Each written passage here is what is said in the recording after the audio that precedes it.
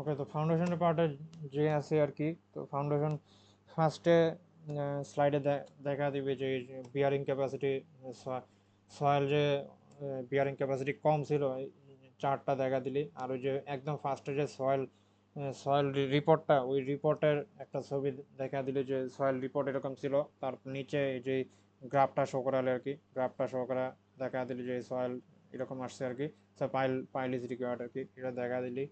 তারপর এই ছবিটা, এই যে এটা যে আমরা যে লোড হিসেবে আলাদা করেছিলাম, এই এটা দেখা দিলি পরের স্লাইডে আর কি। তারপর এগুলি দেখানো লাগবে না আর কি, এটা লাগবে না।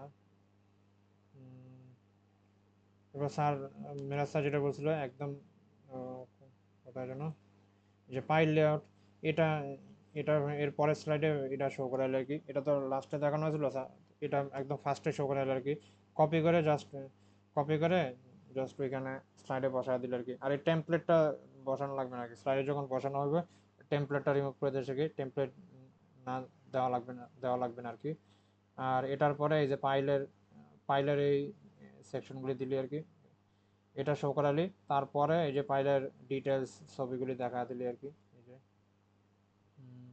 পাইল পাইল তারপর পাইলের এই যে পাইল ক্যাপ লেআউট আর কি, পাইল ক্যাপের ছবিগুলি দেখা দিলে একটা একটা করে। তারপর যে পাইলের ছবিটা আর কি, পাইলের ছবিগুলি দেখা দিলে স্লাইডে এভাবে, এটার উপর এরকম প্রেজেন্টেশন দিলি আর কি। এই যে এই ছবিটা সেম স্লাইডে অ্যাড করা যায় কিনা দেখা দেখতে পেয়েছি আর কি। তাও তোর তোর ইচ্ছা আর কি, যেভাবে ভালো প্রেজেন্টেশন, মানে স্লাইডটা ভালো প্রেজেন্টেবল হয় আর কি, এভাবে বানিয়ে নিলি আর কি, এটার জন্য আর কি। তো কাজ এতটুকুই, ধন্যবাদ।